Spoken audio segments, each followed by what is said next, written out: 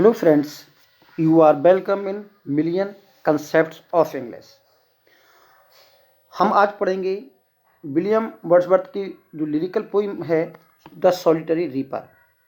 इसके कुछ exam points पढ़ेंगे और इसको लाइन बाय लाइन एक्सप्लेन पढ़ेंगे। चलिए शुरू करते हैं। पोइम ये 1803 में कंपोज होती है। In the autumn of 1803 William Wordsworth made a tour of Scotland to meet sir Walter Scott. तो 1803 में सर वाल्टर स्कॉट से मिलने के लिए विलियम वर्ड्सवर्थ स्कॉटलैंड जाते हैं और अपने फ्रेंड एसटी कॉलेज और अपनी बहन डोरेथी के साथ वहाँ जाते हैं। जो पोइम सॉलिटरी रीपर है एक्चुअली वास्तविक एक्सपीरियंस पर बेस्ड नहीं है। It was rather suggested by a sentence in a travel book written by one of his friend। तो उनके फ्रेंड हैं टॉमस विल्किंसन और उनकी ट्रैवल बुक का नाम है tours to the British mountains. तो इस बुक में एक लाइन है, जो लाइन्स हैं उन पर बेस्ड है ये पोइम। हालांकि ये बुक जो है 1824 में पब्लिश होती है, लेकिन इनकी पोइम 1803 में कंपोज होती है। तो नेचुरल है कि इन्होंने इसको, जब ये बुक मैन्यूस्क्रिप्ट में थी तभी इन्होंने इस पोइम को लिखा। तो वो लाइन है जिसमें टॉमस विल्किंसन लिखते हैं, passed a female who was reaping alone. एक महिला के पास से गुजरते हैं जो कि अकेले फसल काट रही है।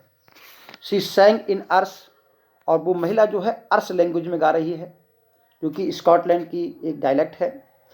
As she bended over her sickle, जब वो अपने हंसिए से झुककर फसल काट रही थी। The sweetest human voice I ever heard, ये मधुरतम मनुष्य की आवाज़ थी जो मैंने कभी सुनी, यानी काफ़ी सुरीली आवाज़ में वो गा रही थी। हर स्ट्रेन्स वर टेंडरली मेलंकली, जिन गीतों को वो गा रही थी वो काफ़ी मेलंकली थे, यानी कि शोक युक्त थे। And felt delicious long after they heard no more, और उसके बाद भी डेलिशियस महसूस किए गए, हालांकि उसके बाद वो नहीं सुनाई दिए। तो ये इससे उन्होंने कंपोज किया। It was published in poems in 2 volumes. ये विलियम वर्ड्सवर्थ का पोइटिक कलेक्शन है जो कि 1807 में आया, और इसी कलेक्शन में ये पोइम 1807 में पब्लिश होती है। ये पोइम में 4 स्टेंजा हैं और प्रत्येक स्टेंजा में 8 लाइन्स हैं, और ये आयम्बिक टेट्रामीटर में लिखे गए हैं। टेट्रामीटर जानते हो, जिसमें 4 फीट होते हैं, और iambic unstressed by followed by stressed. और जो राइमिंग स्कीम है वो ए बी डबल सी और डबल डी इसकी राइमिंग स्कीम है। चलिए एक्सप्लेन पढ़ते हैं। Behold her, single in the field, yon solitary highland lass, reaping and singing by herself, stop here or gently pass। ST college और डोरथी को संबोधित करते हुए कहते हैं, Behold her, उसको देखो, single in the field, yon solitary highland lass। yon का मतलब होता है वहाँ पर, और उस पहाड़ी लड़की को देखो, उस पहाड़ी लड़की को जो अकेली खेत में जो है, खेत में है। Reaping and singing by herself, फसल काट रही है और स्वयं गीत भी गा रही है। स्टॉप हियर और जेंटली पास, या तो रुक करके उसे सुनो या चुपचाप निकल जाओ, यानी चुपचाप वहाँ से गुजर जाओ, उसे डिस्टर्ब ना करो। Alone she cuts and binds the grain and sings a melancholy strain. अकेले वह फसल काट रही है और उन फसल को गट्ठरों में बना रही है, यानी कि उन फसल की पुलियां भी बना रही है। And sings a melancholy strain, और एक दुख भरा, शोक भरा गीत को, स्ट्रेन का मतलब गीत होता है, गीत को गा रही है। ओ लिसन, अरे सुनो, for the vale profound. Vale profound का यहाँ मतलब है गहरी घाटी। इज ओवरफ्लोइंग, गूंज रहा है, विद द साउंड, उसकी आवाज। तो जो पूरी गहरी घाटी है वो उसके गीतों की आवाज से गूंज रही है, यानी कि उसके गीत पूरी घाटी में गूंज रहे हैं। स्टैंजा सेकंड में वो उसकी कंपेयर करते हैं एक नाइटिंगेल से और कुकू बर्ड से। यहां कह रहे हैं नो नाइटिंगेल डिड एवर चॉन्ट, चॉन्ट का मतलब सिंग, किसी भी बुलबुल ने कभी नहीं गाया होगा more welcome notes to the weary bands, अधिक वेलकम नोट्स का मतलब है तरोताजगी प्रदान करने वाले गीत, टू द बियरी बैंड्स, थके मांदे मुसाफिरों के लिए, of travellers in some shady हॉर्न्स, उन यात्रियों को, सम सैडी हॉर्न्स, कुछ छायादार वृक्षों के नीचे जो बैठे थे, अमॉन्ग अरेबियन सैंड्स, अरेबियन रेगिस्तान में।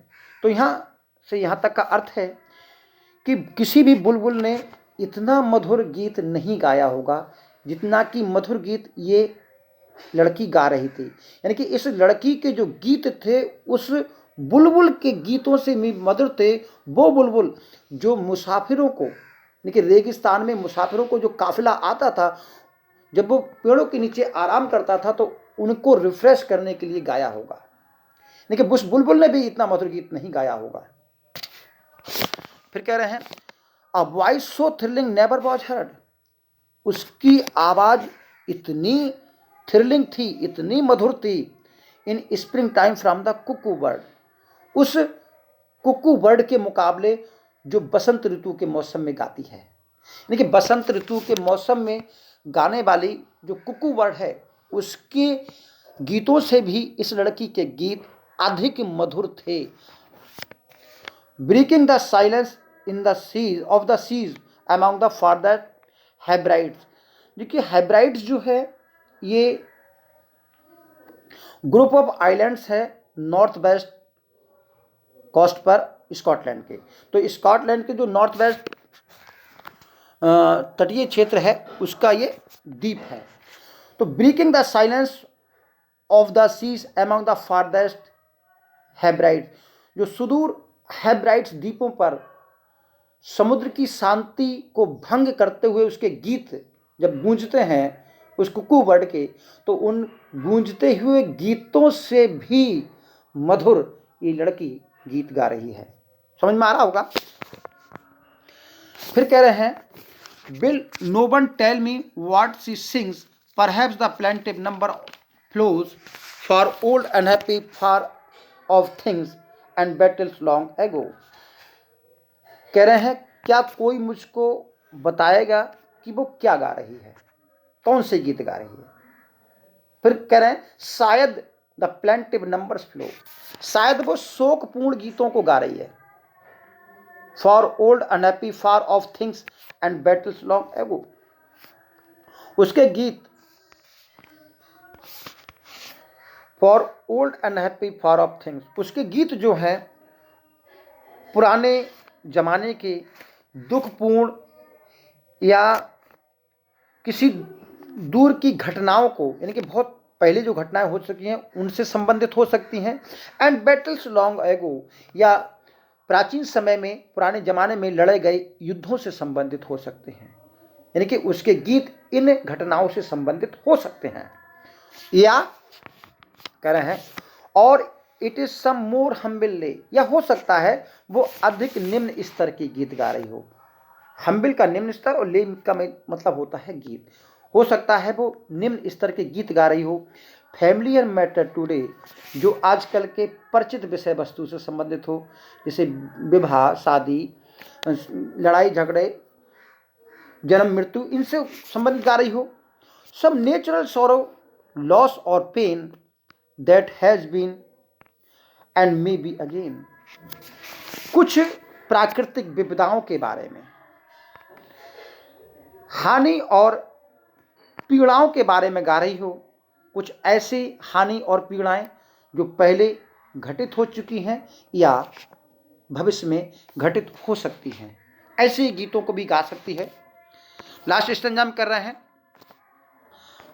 What ever the theme the मैडन sang as if her song could have no strand, no ending। कह रहे हैं उसके गीतों का जो थीम है वो कुछ भी रही हो, चाहे वो प्राचीन समय के दुखों से परिपूर्ण घटनाओं का वर्णन कर रही हो, युद्धों का वर्णन कर रही हो, या आपके निम्न स्तर के जो आजकल की परिचित विषय वस्तु है उससे संबंधित गीत गा रही हो, जो कुछ भी हो, as if her song could have no ending. लेकिन ऐसा लग रहा है मानो वो ऐसे गा रही है कि उसके हृदय के भाव जो है वो अनंत है, उसके गीत लगातार उसके हृदय से निकल कर आ रहे हैं, चाहे थीम कोई भी रही हो।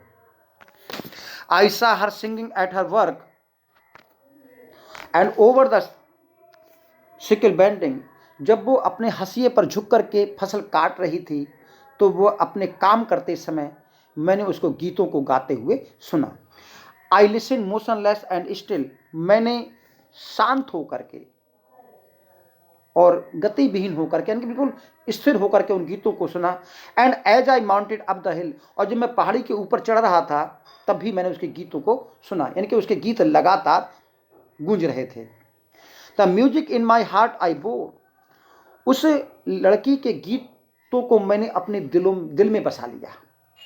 आई bore in my heart I bore, मैंने अपने हृदय के अंदर उन गीतों को बसा लिया।